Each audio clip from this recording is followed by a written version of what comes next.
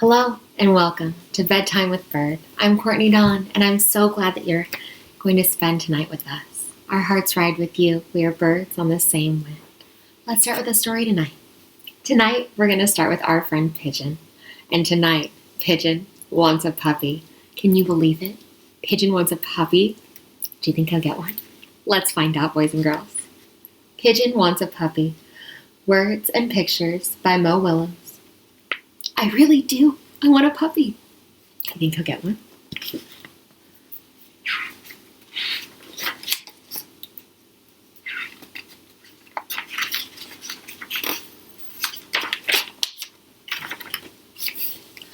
Oh, hello.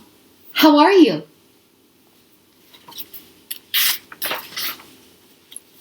I'm fine. Thanks for asking. By the way, do you know what I want? What I've wanted forever, at least since last Tuesday.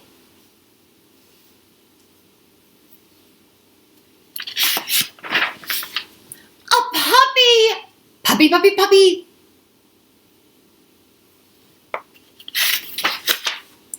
Oh, don't worry, I'll take care of it. I promise, I'll water it once a month. Once a month? Is that enough, boys and girls?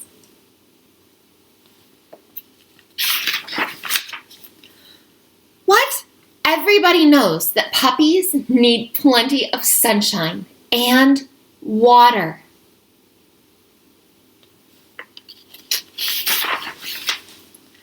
Oh, I get it. You don't want me to be happy, do you?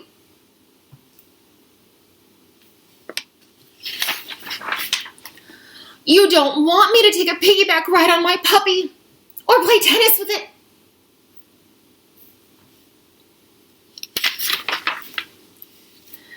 You just don't understand.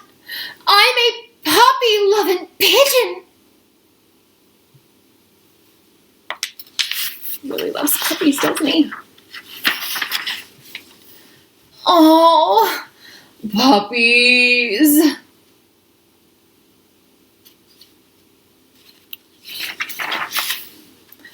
I want a puppy right here, right now.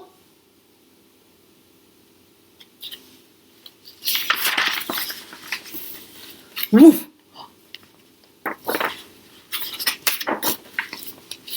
What's that? Woof, woof. Is it possible? Have my dreams come true? What do you think? Is that a puppy?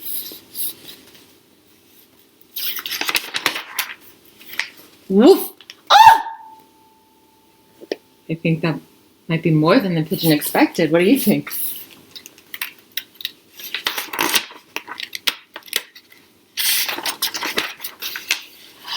It's huge! The teeth, the hair, the wet nose, the slobber, the claws. I mentioned the teeth, right? Really? I had no idea.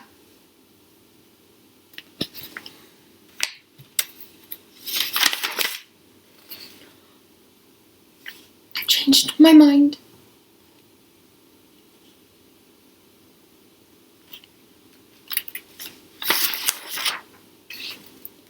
I want a walrus. Do you think a walrus will be any better? Not so sure. One walrus. Oh, pigeon.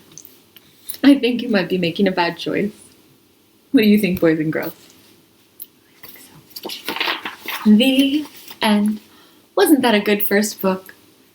The Pigeon Wants a Puppy by Mo Willems. It's one of my favorites. Did you like that one, boys and girls? I love that one.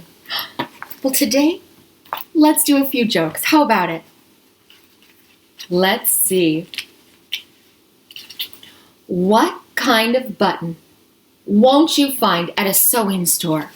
A belly button. Oh, that was so silly. Why did the lady throw her butter out the window? She wanted to see a butterfly. Fun silly. Why did the ninja go to the doctor? He had a kung flu. What's terrible? What did the grape do when the lemon asked for a kiss? It puckered up. What a silly joke. And our last one. Why couldn't the monster go to sleep? It was afraid there were kids under the bed. That was a silly joke, I think. All right, are you ready for our next story? I am. This one is called If You Take a Mouse to the Movies by Laura Numero, illustrated by Felicia Baum. It's one of my favorites. We love these ones. Circle stories. Here we go. If you take a mouse to the movies. Do you like to go to the movies, boys and girls? I do. I like to get popcorn and Sour Patch Kids. Those are my favorites. What's your favorite? What's your favorite thing at the movies? Do you like to snuggle up now at home and watch movies? If you take a mouse to the movies, he'll ask you for some popcorn. When you give him the popcorn, he'll want to string it all together. Then he'll want to hang it on the Christmas tree.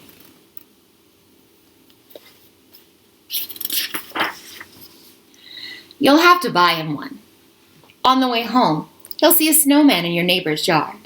He'll want to make one of his own.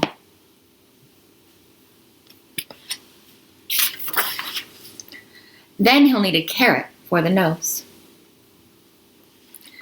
When he's all finished, he'll decide to build a fort. He'll ask you to help him.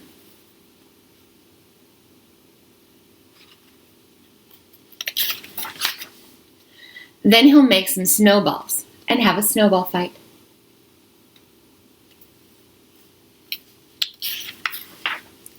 Playing outside will make him cold. He'll want to go inside and curl up on the couch. He'll ask you for a blanket. Once he's nice and cozy, he'll want to listen to Christmas carols. You'll have to find him some on the radio. That sounds like fun. He'll probably sing along. The carols will remind him of his Christmas tree, so he'll want to make some ornaments.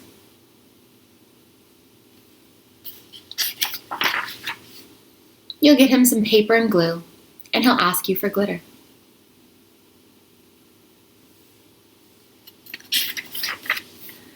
When the ornaments are done, those pretty ornaments, he'll hang them all up, then he'll stand back and look at the tree.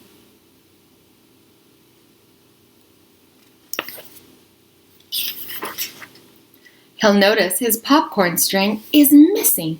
Oh no.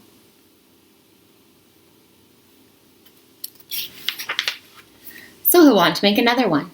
He'll ask you for some popcorn.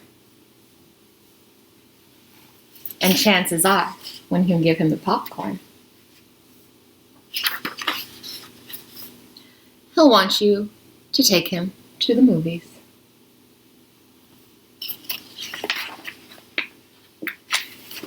The end.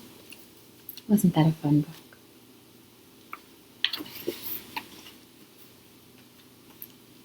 Oh, I liked that one. Did you like that story tonight?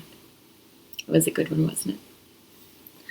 All right, boys and girls. Shall we sing a song tonight?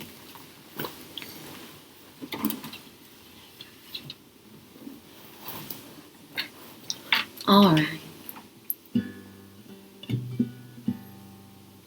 So we're going to sing a song tonight in honor of one of my first loves, who we lost yesterday. So this one is from Mr. John Prine.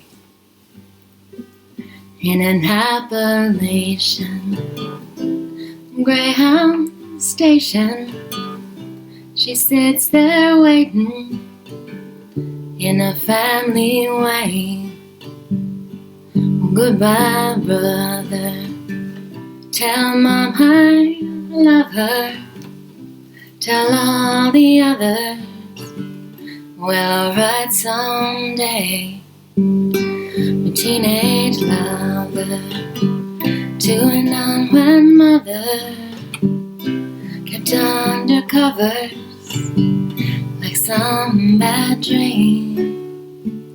While unwed fathers, well, they can't be bothered.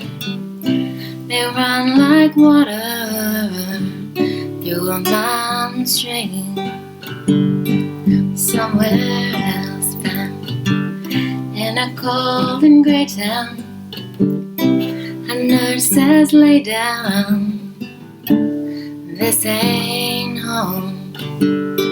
Someone's children off having children in a gray stone building, and they're all alone.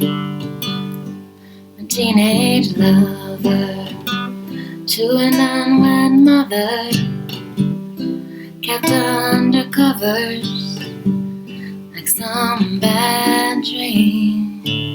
While unwed fathers, well, they can't be bothered. They run like water from mountain stream. Somewhere else bound, Smoky Mountain Greyhound, she lays her head down, humming lullabies. Your daddy never meant to hurt you ever. Just don't live here, but you got his eyes.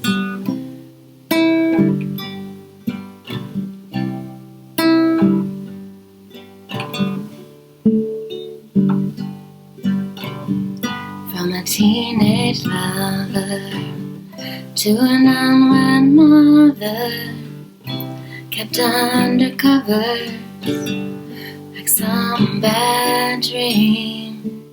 While unwed fathers, well, they can't be bothered. They run like water through a mountain stream. All right, let's read one more story.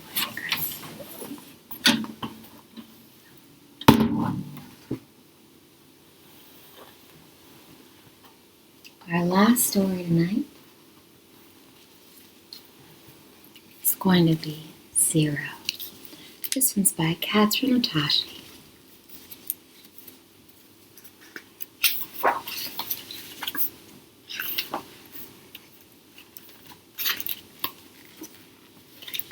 Zero was a big, round number.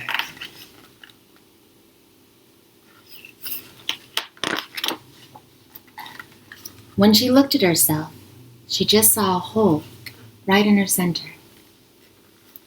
Every day, she watched the numbers line up. 1, 2, 3, 4, 5, 6, 7. She wanted to count 2.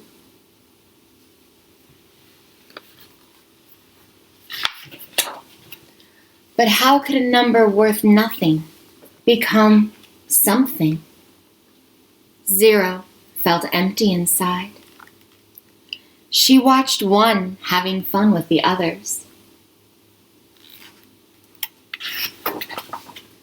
1 was solid and strong with bold strokes and squared corners.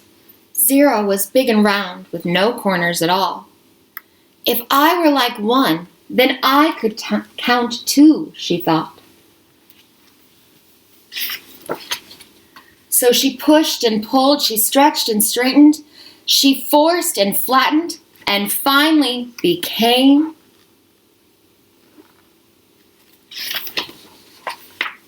0. She sighed. Becoming like 1 was too much of a stretch. 8 and 9 rolled onto the scene. If you doubled yourself up, you'd be like me, said 8. So 0 twisted and turned and tried to be 8. Or you could be like 9 with a longer line, said 9. So 0 pinched and puckered to try to be like 9.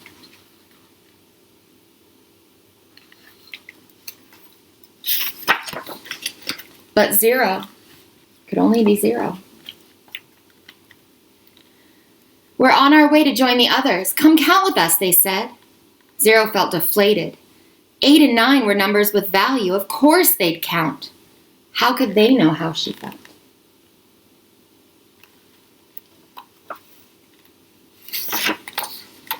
Zero had a new thought. If she could impress the numbers, they'd give her value. She'd leap, she'd soar, she'd sizzle, she'd shine. She'd make a grand entrance and floor them all. And Zero began to roll faster and faster and faster. She leaped, flying, soaring, rocketing.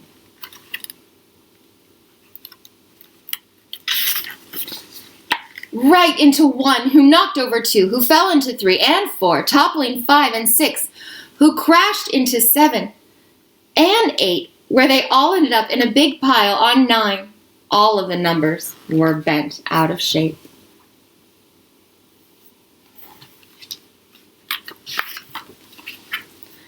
It's no use trying, sobbed 0. I'll never have value. I'll never be part of the count, she said.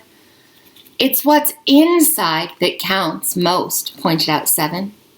0 began to look at herself. But what if I don't have anything inside? Every number has value, said 7. Be open. You'll find a way.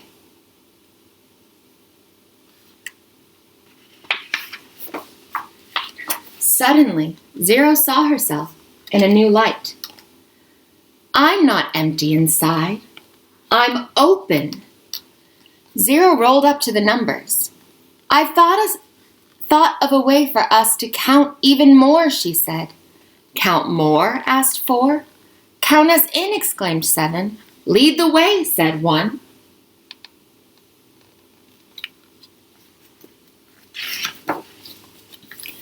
Everyone counts, the numbers shouted. 0 jumped in. Then she leaped up high and said, Here's something we can try. If we help each other soar, we can count even more. Let's count again, starting with 10, 20, 30, 40, 50, 60, 70, 80, 90. And what's next? Do you know, boys and girls?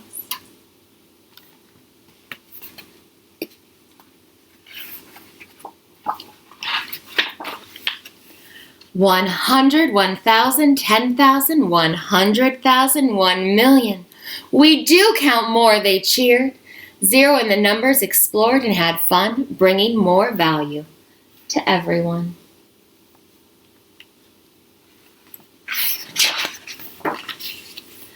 And this time when she looked at herself, she felt whole, right in her center.